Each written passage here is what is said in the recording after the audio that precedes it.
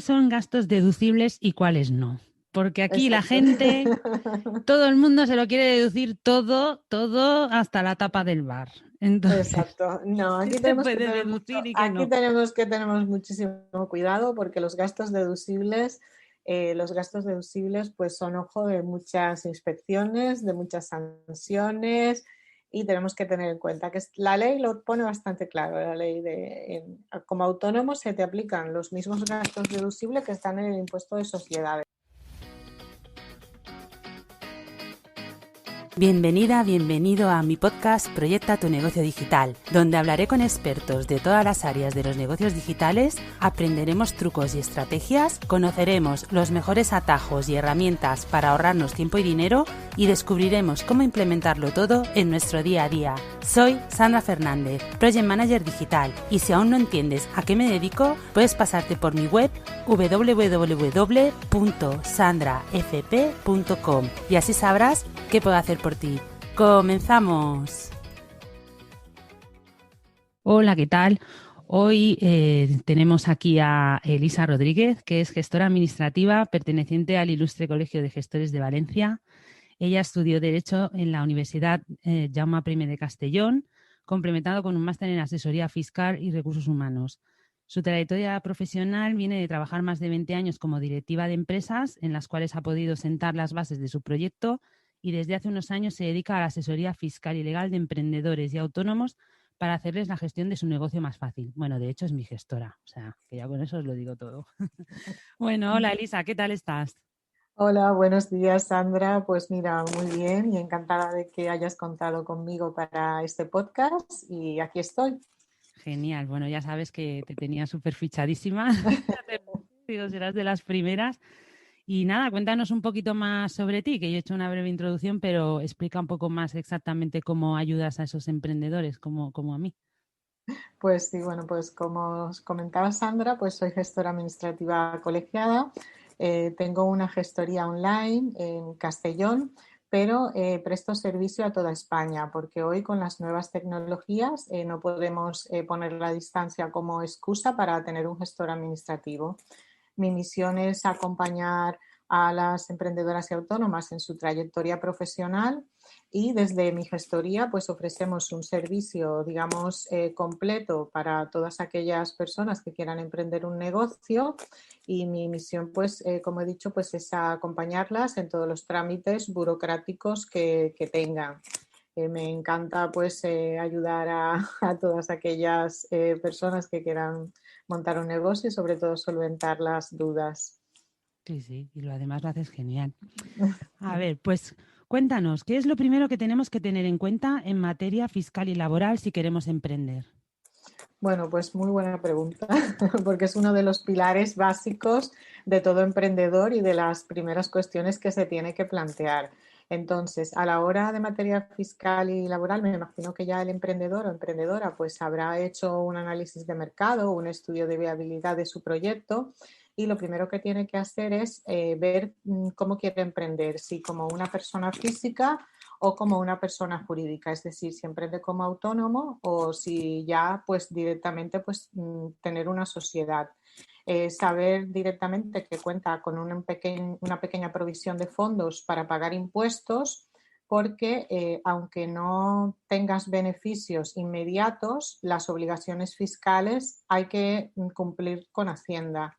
O sea, es súper importante que no es excusa de decir, pues mira, no tengo dinero, no he facturado nada y no voy a cumplir con Hacienda. Entonces, ese es uno de los principales puntos que tenemos que tener en cuenta. Darnos de alta en la seguridad social a nivel laboral, sobre todo es, digamos, el único punto, sobre todo si no tienes trabajadores contratados, porque si a nivel laboral, si tienes trabajadores contratados, es un poquito más complejo. Pero un autónomo que va a iniciar la actividad, lo único que tiene que tener en cuenta es darse de alta en la seguridad social a nivel laboral y luego en Hacienda, pues darse de alta en la declaración censal de inicio de actividades, que son los formularios que se conocen como 036 o 037, que es el simplificado. Entonces es ahí donde tenemos que tener en cuenta muchos puntos porque eso es lo que nos va a guiar, digamos, lo que nos va a marcar qué obligaciones vamos a tener con el fisco. Es decir, si vamos a vender en España, si vamos a vender fuera de España, qué tipo de actividad vamos a desarrollar para elegir bien el epígrafe, porque también el epígrafe determinará si es una tienda, si es una persona, o sea, es un autónomo físico que no va a vender a otras personas, cómo vas a pagar el IVA. Entonces, es súper importante en estos formularios, en la declaración censal, que tengamos claro estos puntos, qué tipo de actividad vamos a desarrollar, dónde la vamos a desarrollar y sobre todo a quién vamos a prestar servicios. Y a nivel laboral, pues si tendremos trabajadores contratados. No sé si con esto ha quedado Yo creo que sí, pero bueno, la pregunta. que como tenemos entrevista para rato, pues ya vamos a ir punto por punto. Exacto, sí, porque ahí he hablado un poquito de si eres autónomo y tienes trabajadores contratados, que muchas veces se da el caso, que empiezas una actividad muy potente y dices, pues mira, no voy a estar yo solo, sino que voy a tener también un equipo porque ya cuento con, te entra un proyecto que sabes que no puedes llevar, entonces ahí pues hay que hacer otro tipo de pasos. Pero que si quieres lo comentamos más adelante. Perfecto. Vale, ¿y por qué crees que es importante contratar a una gestoría o a un gestor? Pues contratar a una gestoría es súper importante y tener una persona digamos, de confianza que te pueda orientar, sobre todo en materia de impuestos, porque los errores con Hacienda y con la Seguridad Social salen caros y salen caros porque se convierten en sanciones que se pueden llevar el beneficio que hayas podido tener con tus ventas. Una gestoría pues te orientará desde el primer momento sobre cuáles son los pasos que tienes que dar, qué impuestos tienes que pagar y qué previsiones de pago según tus ingresos vas a tener. Entonces hay que ver a la gestoría como un partner más, como una persona parte de tu equipo, que solamente que esa persona pues la tienes externalizada, que delegas esas funciones, la parte legal y fiscal en un gestor, pero que no se puede ver como un gasto en sí, sino como una inversión a futuro. Y que es tu socio, que tu gestor pues está ahí para acompañarte, para solventar las dudas que tienes respecto de operaciones que puedes hacer de tu negocio, sobre qué impuestos tienes que tener y sobre todo cuáles son tus obligaciones fiscales y laborales para cumplir con la Seguridad Social y con Hacienda. Sí, bueno, yo de hecho que soy licenciada en ADE y he sido toda mi vida financiera, más de 20 años, lo primero que hice fue contratar a Elisa. O sea, lo tuve clarísimo porque no quería tener que estar preocupándome de esa parte. Yo sé que ella domina, porque yo entiendo de esto y sé que ella domina muy bien, da muy buenos consejos y es una tranquilidad que eso, bueno, o sea, os lo recomiendo a todos, pero desde ya. O sea, es lo primerito que hay que hacer. Me dio ella de alta, de autónomo, me lo hizo todo. O sea, que genial. Yo os la puedo recomendar 100%. Pues Sí, hablando no, hablando de obligaciones fiscales, que decías ahora, ¿qué obligaciones fiscales tiene un autónomo? Pues un autónomo desde el momento cero que se da de alta en Hacienda y en la Seguridad Social, pues tiene que tener las obligaciones, digamos, lo que se conoce como el trimestre. Tiene que pagar el IRPF y tiene que pagar el IVA y si está realizando también operaciones intracomunitarias, pues tiene que pagar, tiene que comunicar, aquí no tiene que pagar nada, tiene que pagar simplemente informar de las operaciones intracomunitarias que realiza dentro de la Unión Europea. Y a nivel laboral, pues tiene que pagar todos los meses a la Seguridad Social la cuota correspondiente. A nivel fiscal, digamos que trimestralmente tendrás que pagar el IRPF. El IRPF vamos haciendo lo que se llaman ingresos a cuenta. Estos ingresos a cuenta se toman en relación a las ventas que has tenido en el trimestre. Pongamos que estamos hablando del primer trimestre del año, que lo hemos finalizado pues hace poquito, enero, febrero y marzo.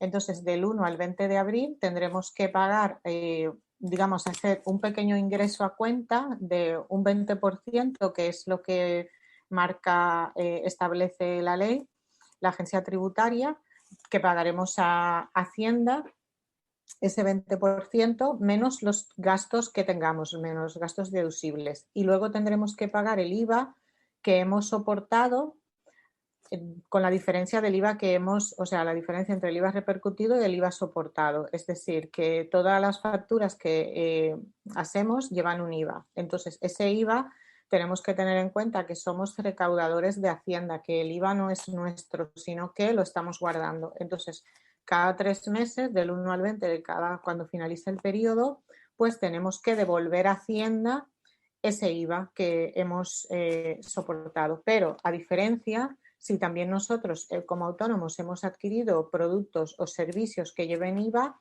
pues como hemos soportado ese IVA, pues tendremos que ingresarle a Hacienda la diferencia. Tal y como comenté al principio, estas obligaciones son, digamos, de obligado cumplimiento, es decir, que tengas o no ingresos o tengas o no ventas o tengas o no alguna actividad, desde el momento que te das de alta como autónomo, pues estás obligado a cumplir con estas obligaciones fiscales.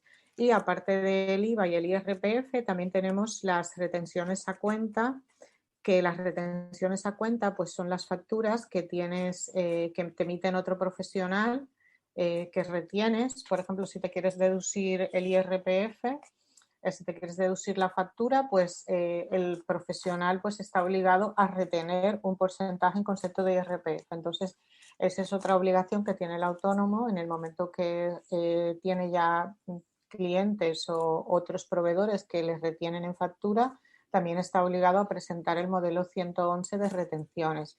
Y también si tiene alquileres, tiene un local alquilado o tiene esto que también hace facturas con retención, pues también el modelo 115. Entonces, digamos que esos 4 o 5 modelos, que son el 130, 131, el 303 de IVA, el 349 si hace operaciones comunitarias, que es una declaración informativa, y luego el 111 y el 115 de retenciones las tiene que presentar todos los trimestres, con independencia de si haya tenido o no ingresos. Ingresos, claro. Sí, sí. ¿Y los autónomos tenemos que registrar la contabilidad o no es necesario? Sí, los autónomos, sobre todo, a ver, aquí tenemos que hablar de la diferencia entre los dos tipos de autónomos, si estás en estimación objetiva o estás en estimación directa, como en la mayoría de autónomos. No registrar la contabilidad en el registro mercantil, pero sí que estamos obligados a tener los que se llaman los libros de ingresos y gastos, estamos los libros de registro del IVA y sobre todo los gastos deducibles. Entonces, esos libros se tienen que hacer conforme a un modelo que está especificado en Hacienda, es decir, que en cualquier momento puedes tener una inspección y requerirte esos libros, que los tienes que tener sí o sí. Generalmente el gestor se encarga de prepararlos, aunque se llamen libros, porque la normativa la verdad que es bastante antigua. Es una hoja de Excel, pero esa hoja de Excel debe especificar y debe hacerse conforme a lo marcado por la agencia tributaria. Entonces, ahí es donde vamos a registrar todas las ventas que hemos hecho, todas las facturas emitidas, así como también todos los gastos que tenemos, donde vamos a registrar el tipo de gasto y el importe. Y también a nivel de gastos, digamos, a nivel de gastos deducibles, pues tienen que estar también encuadrados entre los gastos, valga la redundancia, que nos podemos deducir, o sea, los gastos que ya están determinados por la agencia tributaria. Entonces, en conclusión, pues sí que tenemos obligación de tener los libros, digamos, pero sin la obligación en sí de registrarlos en el registro mercantil, que ya es típico ya de las sociedades, que es un poquito ya más complejo. Vale, ¿y los autónomos tenemos derecho a paro o no? Los autónomos depende. Esto ya aquí dependerá siempre de si cotizas o por el cese de actividad. Aquí lo que se ha hecho, bueno, desde hace unos años, una de las mejoras y una de las grandes demandas que tenían los trabajadores por cuenta propia era que precisamente pues en el caso de que cesaran la actividad o no tuvieran más ventas y quisieran dejar, pues no se quedaban, digamos, a cero, se quedaban sin nada. Entonces, al final pues se consiguió que pues el gobierno pues estableciera que aquellos autónomos que quisieran tener derecho a paro o cese de actividad, como realmente se llama cuando eres trabajador por cuenta propia, pudieras tenerlo siempre y cuando tú cotices por ello. Es decir, si tú dentro de la opción de cuando te das de alta en la Seguridad Social, se te pregunta, ¿quieres cotizar por el cese de actividad? Entonces pagas un poquito más de dinero mensual por este concepto. Que luego las cosas no van bien, pues tendrás derecho a paro más o menos parecido al de cuenta ajena. Por cada año cotizado, pues tendrás 4 meses, por cada 18 meses, pues tendrás otros 6 meses y todo eso. Entonces, no obstante, hay que decir que no es que si yo soy autónoma, quiero mañana tener derecho a paro, pues me doy de baja y ya está. No, hay que acreditar de que efectivamente pues te das de baja como autónomo porque las cosas no van bien. Entonces, en este caso, las mutuas, que son las que tramitan esta prestación, pues te pedirán una serie de documentación que es la propia cuando también estamos en paro por cuenta ajena, que tienes que ir al SEPE y llevar una documentación, pues lo mismo, acreditar de que tienes pérdidas, la documentación relativa a los ingresos, las declaraciones trimestrales, como no tienes certificado, digamos, de trabajo de rendimientos por cuenta ajena, pues tendrás los justificantes de las declaraciones trimestrales de impuesto, que es lo que te van a pedir. Y según el tiempo que hayas cotizado, pues tendrás derecho a unos meses. Y aquí en este caso, pues el importe del paro dependerá siempre de lo que hayas cotizado, porque te pagarán pues un porcentaje, creo que es el 60% de la base de cotización. Y mientras más cotices, Pues más tienes. más cobrarás. Como dice, mientras más azúcar, más dulce. Eso. Bueno, oye, por lo menos tenemos Sí, esa sí, opción. no, además es exacto, es súper importante porque había muchos autónomos que habían estado toda la vida trabajando y con la crisis o con todo lo que se vivió en el 2012, pues se quedaron sin cero ingresos y sin derecho tampoco a recibir ningún tipo de prestación porque no tenían hasta ese momento derecho a nada. Digamos que tienes un negocio, se te va a pique y se acabó. Sí, bueno, como pasa ahora con la pandemia, ¿no? Que hay mucho autónomo que no puede trabajar y no sabe cuándo va a poder y bueno, al final Exacto. es una opción que tienes que Exacto, que barajar. es una opción que no es mucho dinero, pero bueno, menos Menos da mal. una piedra, exacto. Vale, ¿y baja o permiso de maternidad y paternidad? ¿Eso el autónomo tiene derecho o Sí, pares y te pones a currar? No, en este caso tienen derecho, como cualquier trabajador por cuenta ajena, tanto padre como madre autónoma, tienen derecho a la prestación de maternidad y paternidad según esté establecido en la legislación. Tienen derecho a los 4 meses, también retribuidos, en el cual pues durante esos 4 meses pues tampoco tienen que tener que pagar la cuota de autónomo y cobrarán la baja de maternidad o paternidad según lo que hayan cotizado, pero tienen derecho, evidentemente tienen que comunicarlo al nacimiento, tienen que comunicarlo también al INS y con toda la documentación. Bueno, ahora ya también es un proceso automático con esto del COVID. Sí, Sí, la ahora verdad sí. que se han agilizado bastante los trámites. No obstante, también esa solicitud de parte, o sea, aunque ya tengan los datos, pues hay que hacer una solicitud, pero la documentación es mínima, pero sí que tienen derecho, faltaría más. Que Bueno, todo eso ha cambiado con los años por y eso todo te iba a eso. decir, Sí, sí, que hace todas unos esas años, cosas. Exacto, hace unos años nada, pero otra cosa es conciliar, sí, porque si bien es cierto que cuando eres autónomo o eres autónoma, pues dices, ostras, estar 4 meses de baja, no es lo mismo cobrar, como la mayoría pues cotizan por lo mínimo, dices, pues mira, voy a cobrar 900 euros o cobrar...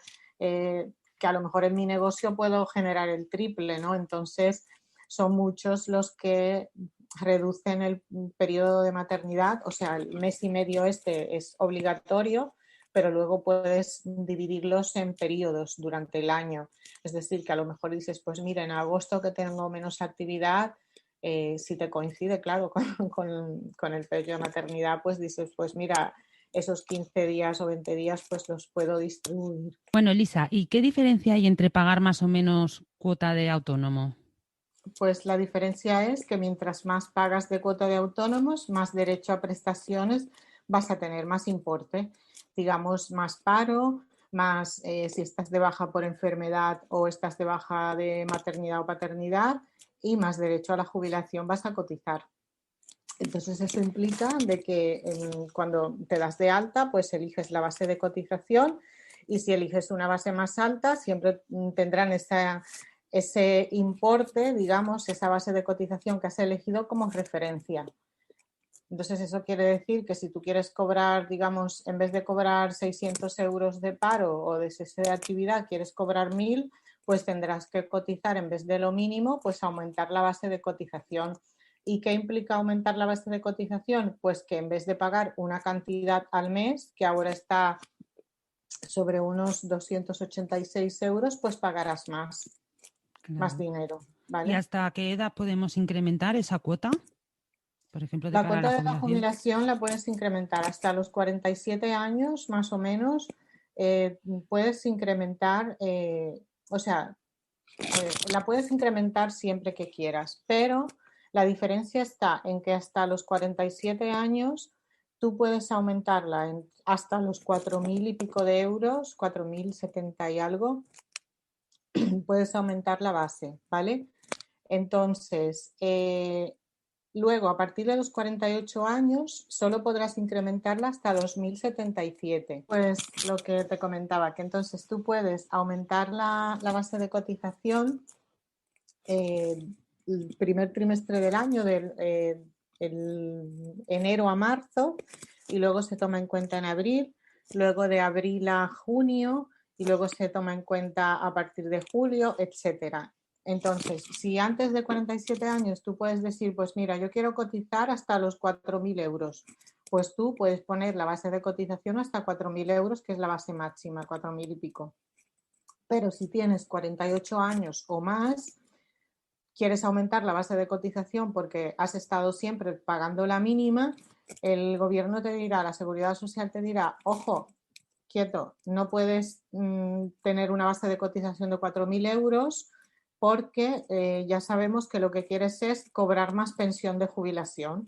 Entonces, lo que te dicen es que no, que nanaína, que tú puedes aumentar la base de cotización hasta los 2.000 euros. Entonces, con lo cual, salvo que tú ya vinieras cotizando por los 4.000. O sea, si ya tú toda la vida estás cotizando por 4.000 euros, pues se te mantiene hasta la edad de jubilación. Pero si tú con 48 o 50 años dices, pues mira, quiero cotizar, como sabemos que de momento para la jubilación se toman en cuenta los últimos 15 años, de momento creo, entonces si tienes la base de cotización más alta, pues esa cantidad pues aumentará. Pero que realmente el límite está ahí. A partir de 48 años lo puedes aumentar de los 944 que hay ahora a los 2.000 y pico. Y si tienes menos, puedes desde 944 hasta 4.000 y algo, que es la base máxima de cotización. Sí, sí. Pues eso está bien saberlo. Sí, Vale. no, es interesante porque muchas veces vamos cotizando por lo mínimo, no hacemos previsión a futuro, y luego hay muchos autónomos que luego a la hora de jubilarse dicen, ostras, si lo hubiera sabido, ahora estoy cobrando una pensión de 600 euros o 700. Sí, sí, no, eso hay que realmente, pensarlo bien. claro, y que realmente pues esa cantidad pues no da para mucho. No, la verdad que no.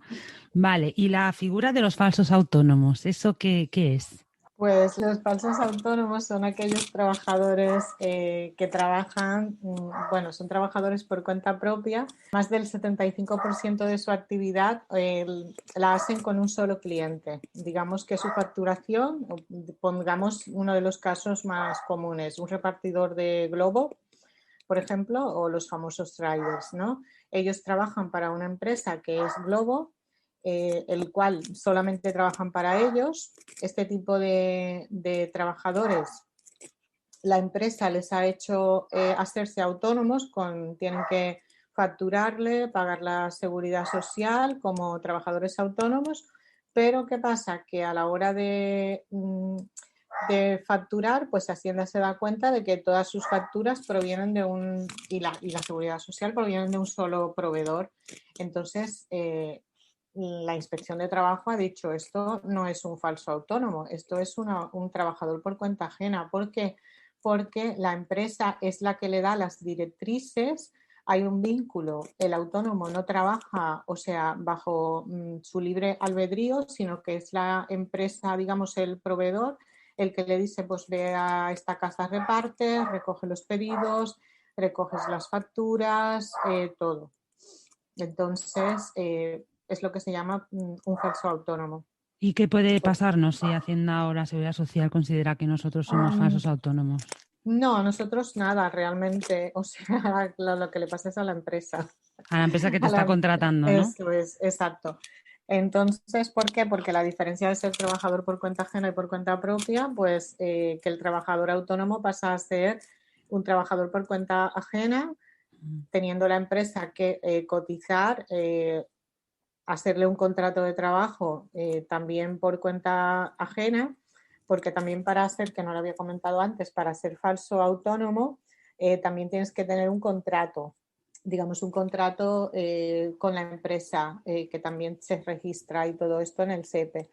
Entonces, lo único es que la empresa, pues la seguridad social, que lo que necesita es rascar dinero, lo que hace es, pues mira, aquí Pepito ha estado trabajando de falso autónomo un año, pues anulamos todas las cuotas de autónomo y por contra la empresa me va a tener que pagar liquidar todas las cotizaciones a la seguridad social desde el año 2020 que empezó hasta la fecha de ahora, y también tendrá que pagarle la diferencia entre las facturas que ha realizado el falso autónomo y tendrá que hacerle pues una nómina y tendrá que pagarle, pues si hay diferencia de dinero, pues según el salario mínimo interprofesional, porque muchos falsos autónomos o muchos riders pues estaban cobrando en algunos casos por debajo del salario mínimo interprofesional, pues entonces aquí pues tendrán que complementar hasta el salario mínimo interprofesional con las pagas extras, con su mes de vacaciones y con todo lo que conlleva pues ser un trabajador por cuenta ajena. Pero que aquí ya es un tema de que realmente no va la empresa, no va la inspección de trabajo. Contra el Esto no autónomo. es exacto contra el autónomo. Aquí ya no es un tema de Hacienda, es un tema de la inspección de trabajo. Vale, pero ¿y si nosotros, por ejemplo, como autónomos, contratamos a un freelance, ¿no? A otro autónomo para que nos ayuden en tareas y se convierte en un falso autónomo nuestro, a lo mejor, porque está trabajando casi todo solo para nosotros, entonces nosotros tendríamos que darle de alta también. No necesariamente, porque tú estableces un contrato de colaboración, un contrato, digamos, freelance, donde esa persona pues realiza ese trabajo, digamos, para ti, más del 75%, y tiene que estar determinado de que esa persona también tiene digamos, el poder de dirección no recae al 100% sobre ti, sino que esa persona tiene su horario, que tú no le puedes imponer un horario, no le puedes imponer, sino simplemente tú le dices, mira, yo necesito, como un diseñador, que es el caso más común, pues tú me diseñas la página web, o yo necesito, para mi trabajo, necesito contar con un diseñador y yo te pasaré proyectos, pero tú los haces en el horario que quieras y donde quieras. En el caso de los falsos autónomos, de los riders, ellos tienen que hacer unos repartos durante un periodo de tiempo y según las órdenes del cliente tienes que ir allí a fichar, entonces es diferente. Entonces no te pueden decir que estás contratando a un falso autónomo, porque tú lo que haces es una colaboración con un contrato mercantil donde estableces las condiciones. Tú, el resultado final es lo que te interesa a ti, no cómo llegue a él.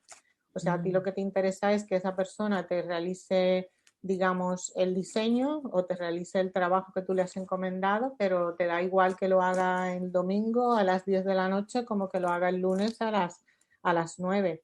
y tampoco tiene que ir a tu empresa todos los días, sino que a lo mejor no, a lo mejor ni va, o sea, simplemente tú le encargas que te realice, digamos, ese trabajo, valga la redundancia, pero sin ningún tipo de vinculación laboral. Vale, ahora creo que ha quedado más claro. Vale, ¿y qué debemos tener en cuenta a la hora de emitir facturas, de facturar? Pues a la hora de emitir facturas, lo que tienes que tener en cuenta, bueno, que hay diferentes tipos de factura, que la numeración debe ser correlativa, no pueden haber saltos de facturación, tanto si te equivocas o empiezas una numeración por el número 1, tienes que seguir hasta final de año. También hay facturas por series, es decir, tú puedes de la serie A, pues la número 1, de la serie B, la número 1. O sea, tener en cuenta de que todas las facturas tienen que estar ordenadas y expedidas con la correcta numeración. La factura pues tiene que también contener los datos básicos para identificar a la persona que te ha comprado el servicio, es decir, con sus datos básicos, su DNI, su domicilio, por si Hacienda requiere algún dato más de esa persona. Luego tiene que reflejar el importe y bastante claro pues el IVA que le has repercutido a esa persona, que le has aplicado a esa persona. Entonces, y la fecha también de expedición de la factura tiene que estar bastante clara. No puedes poner una factura de abril, la número 15, y luego poner una factura de mayo, la número 14, porque no es congruente. Entonces es bastante claro. Y luego las facturas tienen que estar, el autónomo las tiene que conservar durante 4 o 5 años, que Hacienda las puede requerir, y también pues dejarlas constancia en el libro de ingresos que estábamos hablando de que es obligatorio para todos aquellos autónomos que estén en estimación simplificada. Vale, y a ver, ¿qué es esto de la tarifa plana de autónomos? Que esto mola mucho, ¿no? Exacto, sí, la tarifa plana, pues la verdad que es otro de los beneficios que desde hace unos años se ha querido incentivar, sobre todo para los emprendedores que están empezando, también para fomentar también el trabajo por cuenta propia, pues lo que se quejaban es de que si estás empezando, pues evidentemente no cuentas con suficientes medios económicos para pagar los casi 300 euros que se pagan de cuota de autónomo, y lo que el gobierno se sacó de la manga, digamos, ha sido que durante un periodo de tiempo, 3 años, que es lo que más o menos está estudiado que puede un negocio terminar de arrancar, pues que durante ese periodo de tiempo la persona que empiece a trabajar una actividad por cuenta propia pueda beneficiarse de una rebaja sustancial del pago de la cuota de seguridad social. Entonces, en vez de pagar los 286 euros que de momento hay ahora, pues paga unos 60 euros sin el cese de actividad, y si pagas el cese de actividad, que yo siempre lo recomiendo. Y yo lo pago. Exacto, son 69 euros. Sí, porque yo soy muy previsora, entonces siempre aconsejo que es mejor que por 9 euros o 10 euros que te cuesta más la cuota, si el día de mañana las cosas no van bien, pues que tengas ahí ese colchón y que sepas que puedes contar con eso, ¿eh? Entonces, exacto, entonces la tarifa plana pues está ahí. Está también en algunas comunidades autónomas, también han ampliado esta tarifa plana en base, bueno, no ha ampliado por la seguridad social, sino que dan unas subvenciones a todas aquellas personas que sean beneficiarias de la tarifa plana si cumplen una serie de requisitos durante, por ejemplo, un año más o esto. Pero eso es exacto, eso es a solicitud de parte, o sea, no es que se aplica automáticamente. Entonces, la persona pues tiene que estar, decir, pues sí que me interesa, que la mayoría pues sí que le interesa, porque estás el primer año, pagas la verdad que muy poquito, pagas los 60 o 69 euros que hemos comentado.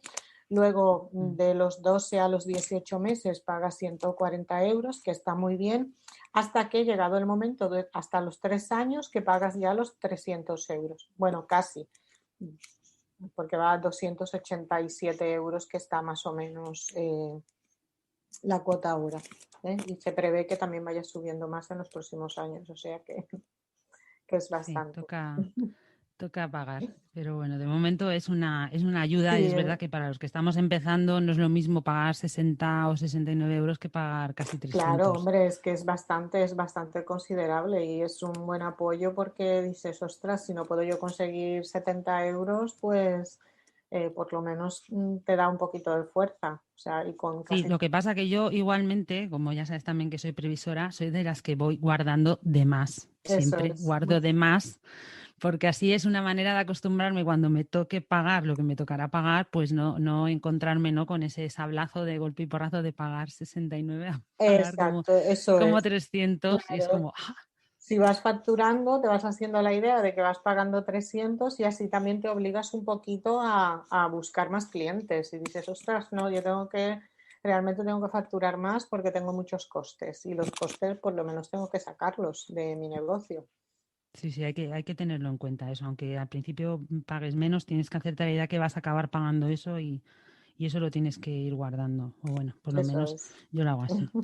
Vale, ¿y qué debemos tener en cuenta si queremos emitir una factura fuera de España? Sí, las facturas fuera de España, bueno, aquí es un poquito, si es dentro de la Unión Europea es un poquito engorroso. Voy a intentar Sí. resumirlo, explicarlo de la forma más clara posible, porque a veces la verdad que cuesta, pero bueno, si estás dentro de la Unión Europea, pues la persona tiene que estar dentro del registro de operadores intracomunitarios, que es lo que se llama como ROI, y esa persona tendrá un número de VAT. Ese número, pues es, digamos, el DNI o el CIF del europeo, que generalmente empieza por las dos primeras letras del país al que perteneces. Por ejemplo, los españoles tenemos ES delante. Entonces, en tu número VAT europeo será ES y más el DNI o CIF que tengas. Si es una persona de Francia, pues empezará por FR más su número de identidad de allí. Entonces, si nosotros vamos a emitir una factura y somos autónomos y vamos a emitir esa factura a otro autónomo, pues lo primero que haremos será comprobar que esa persona esté en el registro de operadores intracomunitarios. Para eso, pues la agencia tributaria pues tiene habilitado una página web en el cual tú con tu certificado digital pues introduces los datos de esa persona y comprueba que está en el BIES, que se llama. Si no está ahí, pues hay que preguntarle y decirle, oye, que eres autónomo, pero no estás en el registro intracomunitario. Entonces, la persona te dice, pues no estoy, no me interesa. En este caso, tendremos que aplicarle la factura con IVA. Y si es una persona física, directamente le aplicamos IVA. O sea, no tenemos que ver si esa persona es autónoma o no es empresa. Si es persona física, el IVA directamente. El ROI solamente lo pediremos a los autónomos o empresarios que realmente necesiten deducirse ese pago de esa factura. Entonces, ¿qué pasa con facturas de otros países que no pertenecen a la Unión Europea? Pongamos el ejemplo más reciente, Gran Bretaña. ¿Qué pasa? Que hasta ahora Gran Bretaña pues era parte de la Unión Europea y todo era muy fácil porque estabas en el BIES, todas las operaciones pues como un comunitario más. Ahora, ¿qué pasa? Que ahora no es así. Ahora el BIES ya no tiene efecto porque no es intracomunitario. Entonces aquí lo que se aplican son las reglas de la localización del IVA, que Hacienda establece que depende de dónde esté el servicio, pues tú, si esa persona dónde va a recibir el servicio es como una exportación. Si se realiza en España lleva IVA y si se realiza en su país, pues no lleva IVA. O sea, un poco Sí, aplicar una serie de preguntas. y hay que poner una leyenda, ¿no? Conforme Exacto, eso, exacto. en la Entonces hay factura. que poner en la factura de que está exento de IVA y no solamente ponerlo en la factura, que cuando llenemos el formulario, el registro de IVA, el 303, como ya no tenemos que ponerlo como operación comunitaria, pero sí tenemos que la liquidación trimestral de IVA, como no vamos a pagar IVA por esa cantidad, tenemos que informar de operaciones exentas de IVA, pero no por reglas de localización. Entonces pondremos, pues le he cobrado 100 euros e identificamos que hemos realizado Ese trabajo. esta operación, exacto, ese trabajo, pero que no hemos aplicado IVA por la regla de localización. Entonces Hacienda nos preguntará, porque claro, tú has emitido una factura, entonces dirá, ostras, ha emitido tantas facturas, lo vendrá ahí en tu libro de registro en el caso de que tengas una inspección y dirá, oye, aquí en la liquidación de IVA no me has puesto que la factura 15 la hiciste a México, la hiciste a Gran Bretaña y no me has declarado IVA. No, ¿por qué no lo has aplicado? Pues mira, he aplicado el criterio de localización que establece la ley del impuesto. Entonces, pero que tiene que quedar, o sea, queda constancia, queda huella en el 303 cuando lo liquidas trimestralmente. Aquí los asesores sí que le pedimos a los clientes que nos especifiquen este tipo de cosas porque, claro, nosotros confiamos en que todas las operaciones el cliente nos las dice. Sí, adivinos no somos. No, de momento no. Exacto, entonces ya quisiéramos, pero bueno, entonces de momento pues esas cositas que el cliente pues nos omite muchas veces son motivo de sanción. Y luego, ¿qué pasa? ¿Quién paga el pato? Pues dicen, ay, es que el gestor no me ha asesorado bien, es que el asesor, es que ha pasado esto, es que realmente, entonces claro, siempre lo decimos, hay que confiar. Que adivinos no exacto, sois. Exacto, que adivinos no somos, que nos tenéis que contar las cosas Claro. y sobre todo ante la duda, pues preguntar. ¿Que también nos podemos equivocar? Sí, nos podemos equivocar porque realmente son muchas cosas y realmente muchas veces las tienes que consultar, vas a los mementos, bueno, se llaman así, a los libros de consultas fiscales o comentas, en mi caso, en el Colegio de Gestores Administrativos, pues si tienes alguna duda, pero que hay muchas cosas complejas y sobre todo el tema del IVA y por reglas de localización también es un poquito complejo. Entonces hay muchas veces que es que ¿qué hago? ¿Vendo a América y pongo IVA, no pongo IVA? Es que, como decimos, depende. O sea, depende de muchos factores, pero hay que ver cada caso en concreto y siempre pensar que no todos somos iguales, que porque a lo mejor una persona lo haya hecho así, yo no tengo por qué hacer lo mismo porque esa persona tendrá sus circunstancias y sus particularidades y sobre todo conlleva bastante lío, sobre todo por el tema del Brexit, que es donde más ahora nos encontramos con los problemas de localización del IVA, si se aplica o no. Vale, ¿y qué recomendarías a un emprendedor para que se gestione bien a la hora de pagar impuestos? Para que no le venga el Pues susto.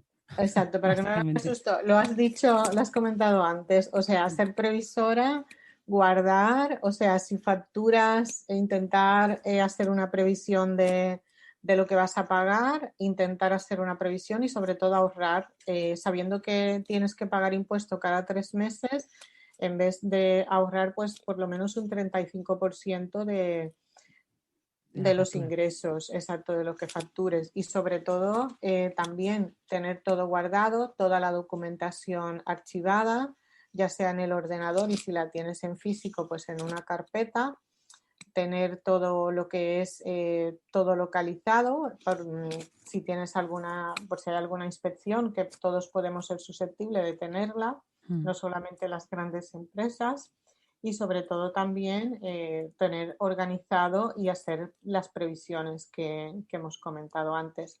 Y sobre todo delegar en todas aquellas cosas que no pueden controlar, porque lo que no puedes controlar, muchos recurren a tutoriales o a vecinos o amigos o primos y todo lo que no puedes controlar, pues confiarlo realmente a una persona que te pueda ayudar. A un profesional, que por eso Exacto, hago a un estos profesional. podcasts. Exacto.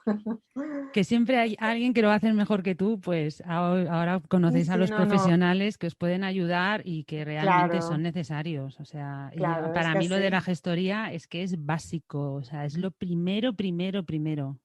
Sí, sí, no, es que es eso, cuando tienes un dolor de muelas no vas a un mecánico, vas a un dentista, Sí. entonces, y le pagas a ese dentista. Entonces, lo mismo ocurre con una gestoría, que la gente pues piensa que, ay, es que es tirar el dinero. No, es que no es tirar el dinero, es simplemente una inversión a futuro. Totalmente de acuerdo.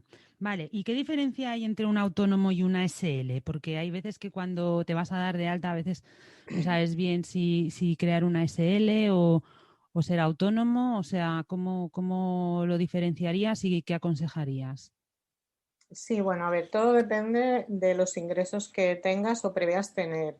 Realmente una SL, las diferencias básicas radican en la, digamos, en la solvencia y en la responsabilidad patrimonial en caso de insolvencia. Digamos que un autónomo responde en caso de insolvencia o en caso de que no pueda seguir con su facturación, que no pueda seguir con su negocio, responde con su patrimonio presente y futuro de todos los bienes. Es decir, si tienes una deuda con pues eres tú el que tienes que responder por ello.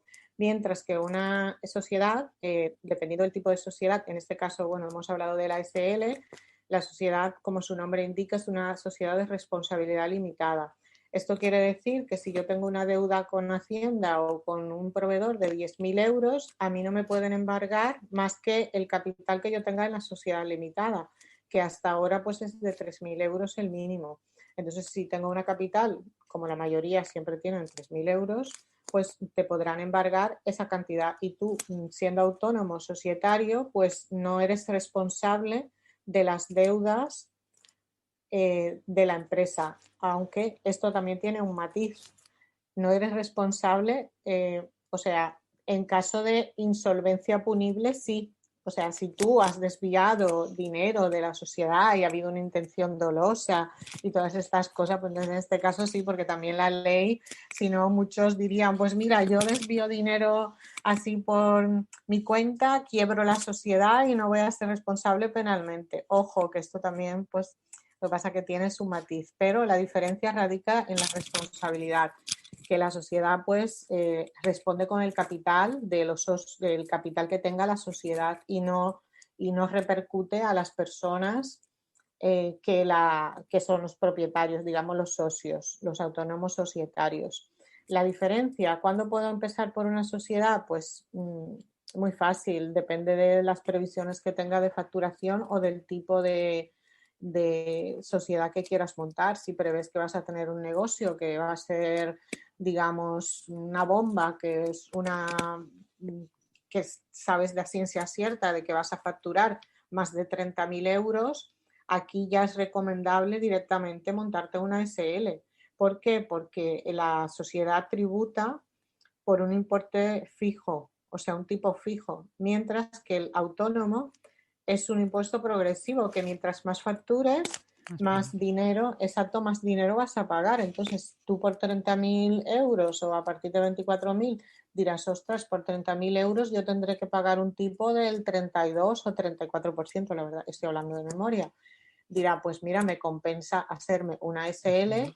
¿Por qué? Porque voy a pagar un tipo fijo del 25%, mientras que autónomo, si estoy facturando más de 30.000, ya me dice que tengo que pagar un 38%, pues son casi 10 puntos más. Entonces es más dinero, entonces me compensa. ¿Qué pasa? Que tienes una SL, aquí sí que ya hay obligatoriedad de tener los libros contables, registrar las cuentas anuales en el registro mercantil, ya tienes que cumplir una serie de obligaciones que están estipuladas en el Código de Comercio, entonces, y en las leyes mercantiles. Entonces ahí sí, pero compensa. Si mientras más facturas, te compensa tener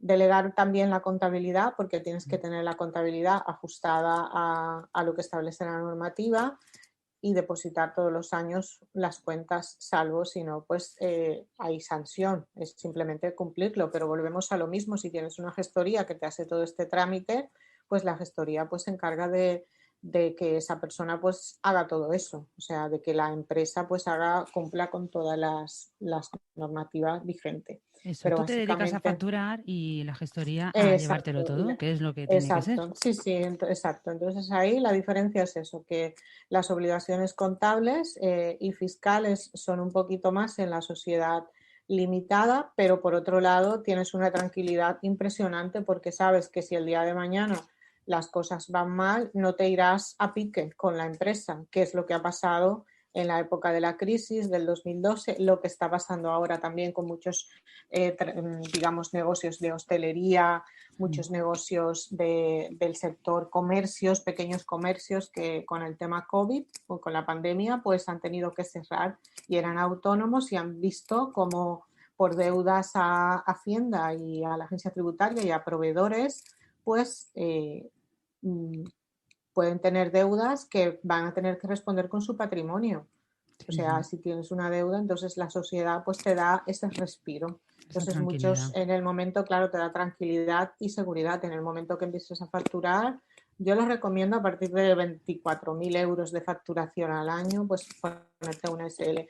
Y hay gente que directamente empieza con una SL porque no quiere sustos. Dirá, no, a mí me da miedo responder con mi patrimonio y tener deudas, porque no es solamente lo que debes hoy, es lo que debes mañana, porque es presente y futuro. Entonces, que no se extingue la deuda. Ya. Pues sí, hay que tenerlo en cuenta. Sí, vale. sí. Y ahora, temazo. ¿Qué son gastos deducibles y cuáles no? Porque aquí la gente, todo el mundo se lo quiere deducir todo hasta la tapa del bar. Entonces, exacto. No, aquí ¿qué se tenemos que puede tener deducir y qué no? tenemos que tener muchísimo cuidado porque los gastos deducibles pues son ojo de muchas inspecciones, de muchas sanciones y tenemos que tener en cuenta que la ley lo pone bastante claro. La ley como autónomo se te aplican los mismos gastos deducibles que están en el impuesto de sociedades. ¿Y cuáles son aquellos gastos? Si mal no recuerdo, pues se toman en cuenta 3 conceptos que son que sean inherentes para tu actividad, que tengas justificación y que lo puedas demostrar. Entonces, ¿qué significa esto? Que tú no puedes deducirte unos gastos, son los que están establecidos en la normativa. Todos aquellos que estén reflejados en la contabilidad y que sean imprescindibles para el desarrollo de tu actividad. O sea, básicamente es eso. Si no lo necesito para mi actividad, pues no es imprescindible. O sea, Por ejemplo, el yate no me lo puedo deducir. no te lo puedes decir, salvo que seas patrón de... Eso, ¿no? que tú tengas un yate, o sea, exacto, que tú tengas un yate aquí en la costa de Castellón y te dediques a hacer paseos por el Mediterráneo, entonces tu actividad, entonces ahí sí, pero si tienes un yate y dices, me he comprado un yate y quiero deducírmelo, no es deducible porque tú para tu actividad no lo necesitas. No, de momento entonces, no. tenemos que tener en cuenta que lo necesitamos para nuestra actividad. No es que sí, mira, que me puedo deducir pues una cámara. Si eres fotógrafo, sí. Si no eres fotógrafo, no. Ahora, ¿me puedo deducir un ordenador? Pues sí, te lo puedes deducir el gasto del ordenador porque sí que lo necesitamos. ¿Me puedo deducir el coste de la gasolina?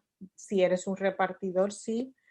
O un transportista o un conductor de taxi, sí. Pero si no estás en estas 3 profesiones, no. ¿Por qué? Porque Hacienda entiende que tú el vehículo y los gastos de gasolina no los utilizas al 100% en el negocio. Entonces es complicado separar lo que es la vida personal de la vida profesional. Entonces volvemos otra vez al momento del 036 cuando nos damos de alta.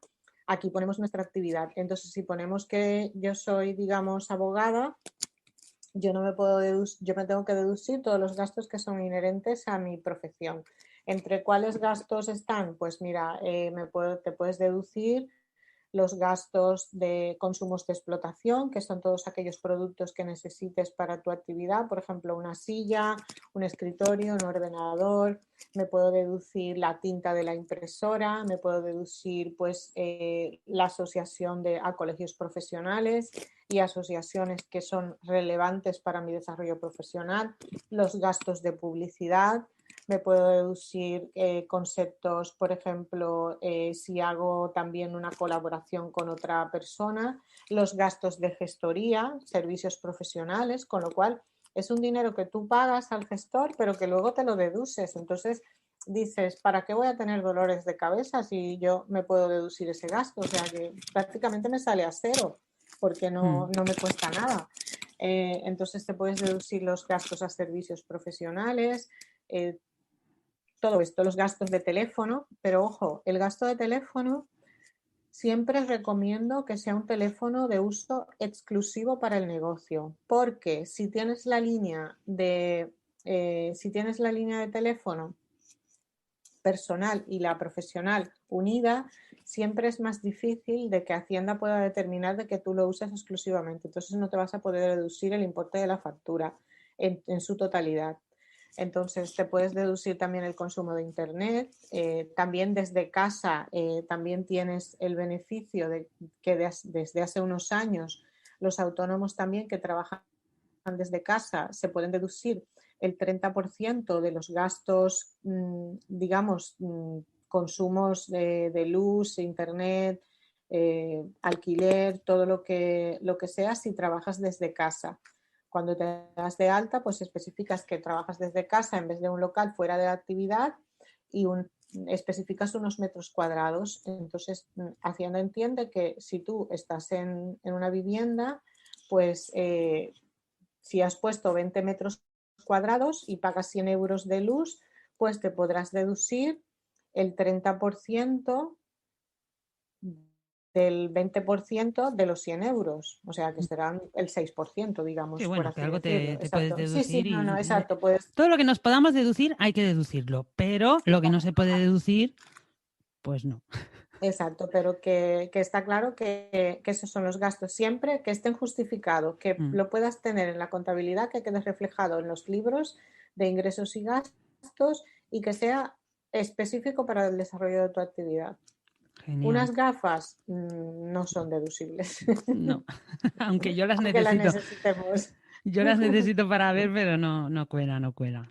Vale. Exacto, no cuela, no cuela. Y bueno, así la última pregunta sería que ¿por qué es necesario registrar nuestra marca? Que tú también te dedicas Sí, a esto. el hecho de registrar, sí, también en la gestoría pues hacemos de todo, hay que diversificar. Pues la importancia de registrar la marca es súper interesante porque nos evita que otra persona, o sea, nos protege frente a terceros y que otra persona pueda utilizar el nombre que has pensado para tu negocio. Entonces, al tener registrada la marca, adquieres, digamos, una concesión, porque no es una propiedad, sino que durante 10 años, pues ninguna otra persona puede utilizar ese nombre comercial y si lo utiliza, pues puede ser objeto de una demanda o un requerimiento, decir, oye, como la Coca-Cola, ¿no? No puedo poner yo Coca-Cola en una camiseta si no he pagado los derechos de autor a la Coca-Cola.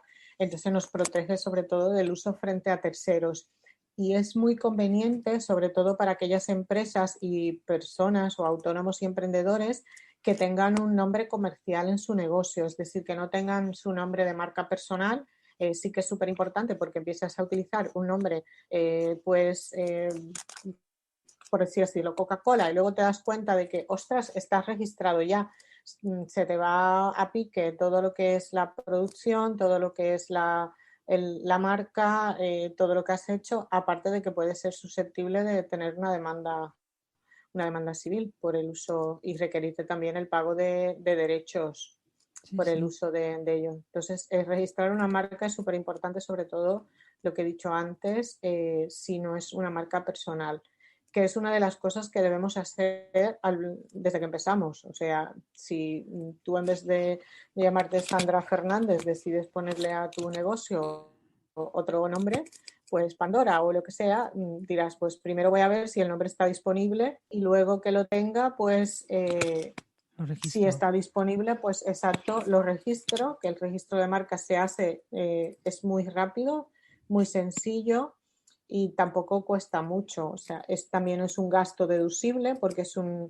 es necesario para el desarrollo de tu actividad y te puede salir, dependiendo de las clases que quieras registrar la marca, igual te sale por unos 300 euros, entre 250 y 300 euros, siempre que sea una sola clase. Es decir, cada actividad pues está, según la actividad de coach, están encuadradas en una clase, si quieres vender otra, si es una tienda, pues otra, así sucesivamente. Pero que por menos de 300 euros tienes una seguridad y una tranquilidad que te da pues tener tu marca registrada y que ningún tercero pueda utilizarla y aprovecharse de ella. Totalmente, súper necesario. Muy bien.